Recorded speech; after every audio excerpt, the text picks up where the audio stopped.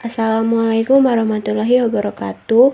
Sebelumnya, perkenalkan kami dari kelompok 8 yang beranggotakan Dea Apriva dengan NPM A1J023011 dan Apri Marsandi dengan NPM A1J023033 dengan dosen pengampu Miss Leni Mantili Hutauruk MED dalam mata kuliah Karya Kreatif Mahasiswa. Pada kali ini kami akan memaparkan bisnis model Canva atau BMC dari tema PKM yang sudah kami ambil. Berikut pemaparannya.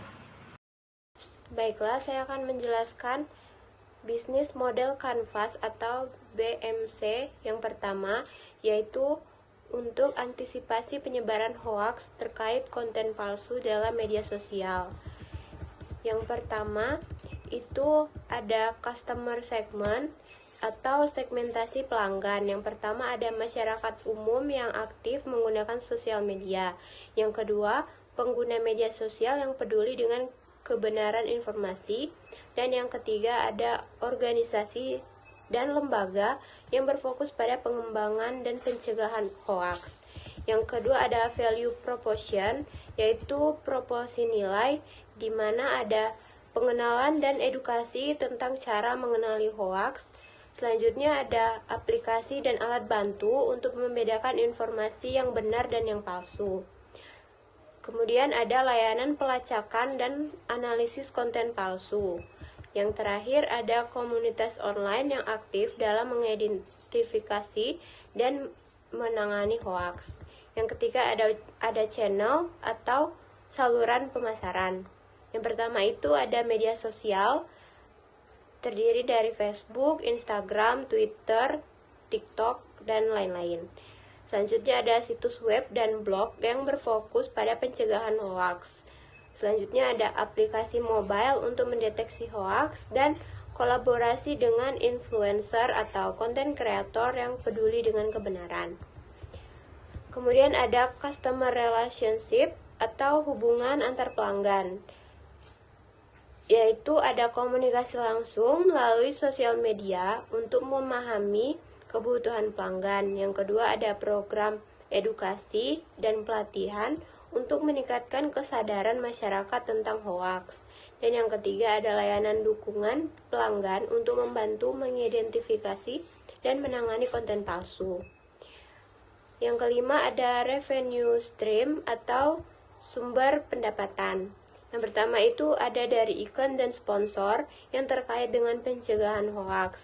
Yang kedua ada biaya langganan untuk akses ke aplikasi deteksi hoaks. Dan yang ketiga ada donasi dari organisasi atau individu yang peduli dengan kebenaran informasi. Selanjutnya ada key resource atau sumber daya utama. Yang pertama itu ada tim ahli yang berpengalaman dalam analisis dan pengembangan teknologi deteksi hoaks. Yang kedua ada alat bantu dan teknologi yang canggih untuk mendeteksi konten palsu dan sumber daya manusia yang terlatih dalam mengidentifikasi dan menangani hoaks.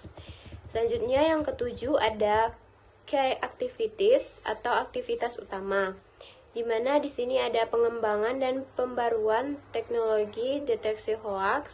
Yang kedua ada pelatihan dan edukasi masyarakat tentang cara mengenali hoaks dan analisis dan pelacakan konten palsu di media sosial.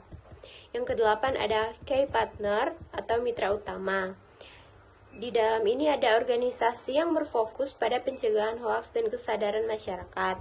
Yang kedua ada platform media sosial untuk mempromosikan layanan deteksi hoaks. Dan ada lembaga pendidikan untuk menintegrasikan edukasi tentang hoaks dalam kurikulum. Selanjutnya yang terakhir ada cost struktur atau struktur biaya. Di sini ada biaya pengembangan dan pemeliharaan teknologi deteksi hoaks. Yang kedua ada biaya pelatihan dan edukasi masyarakat. Dan yang terakhir ada biaya operasional situs web dan aplikasi mobile.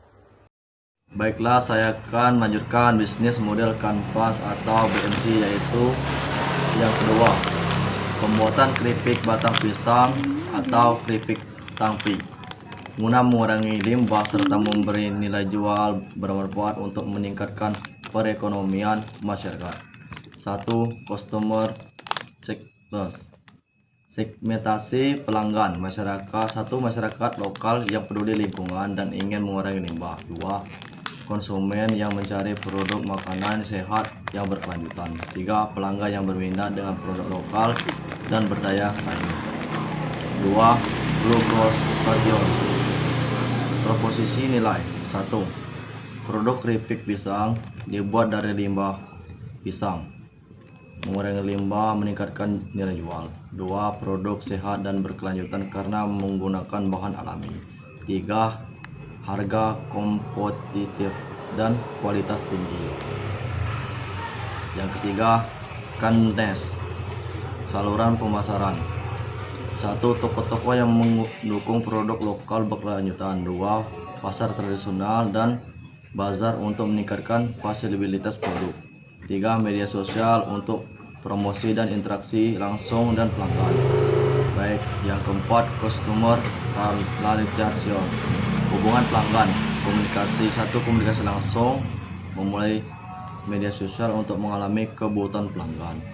2. Program loyalitas untuk mempertahankan pelanggan. 3. Edukasi tentang manfaat produk keripik pisang dan mengurangi limbah.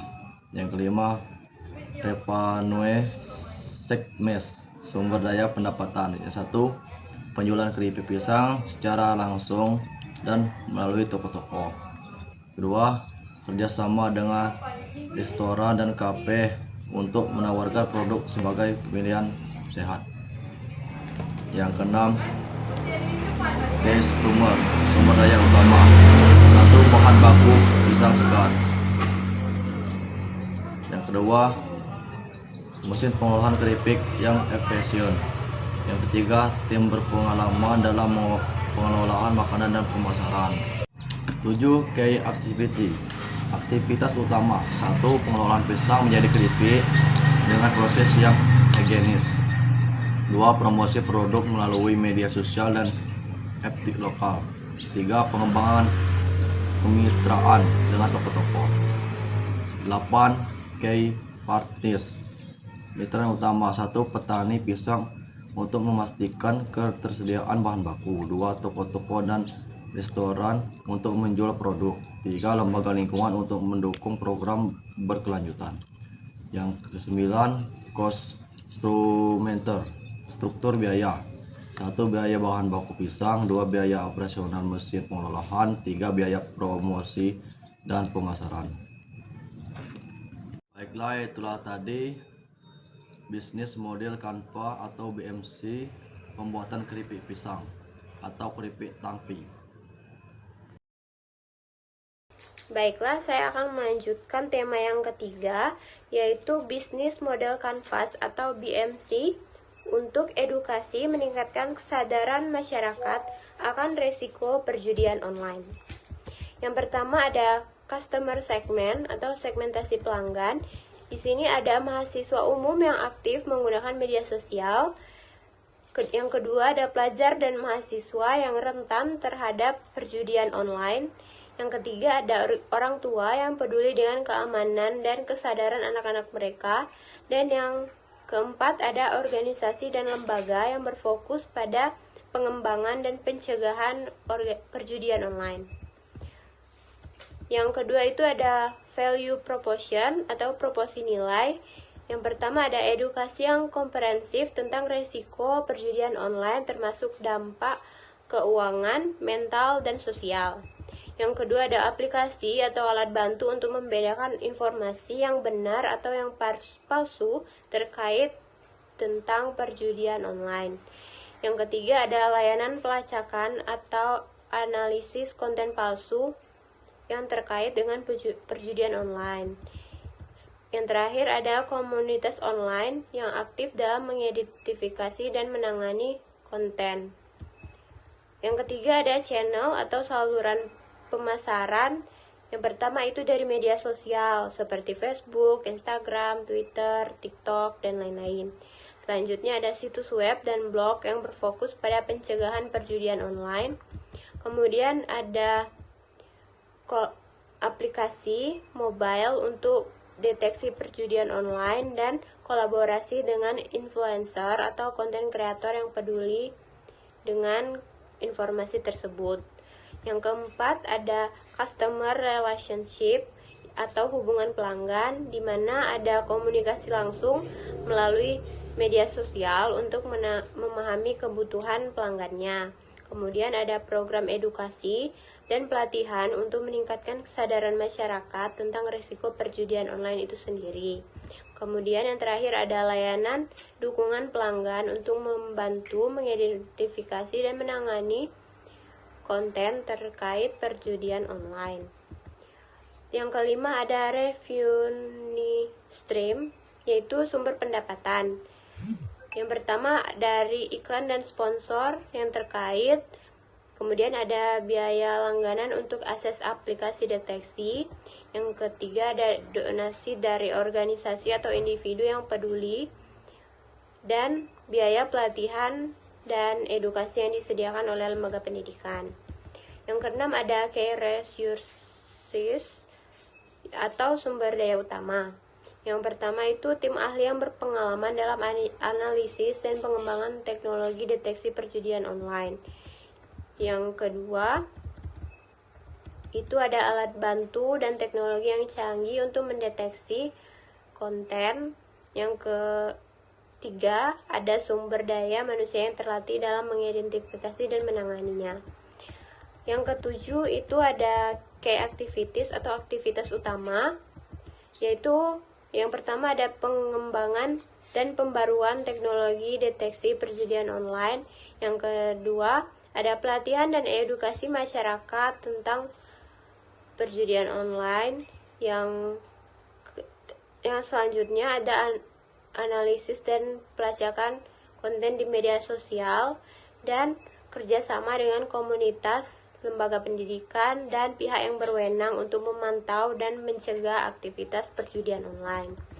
Yang kedelapan ada key partner atau mitra utama. Di sini ada organisasi yang berfokus pada pencegahan perjudian online dan kesadaran masyarakat. Yang kedua ada platform media sosial. Yang ketiga ada lembaga pendidikan untuk mengintegrasikan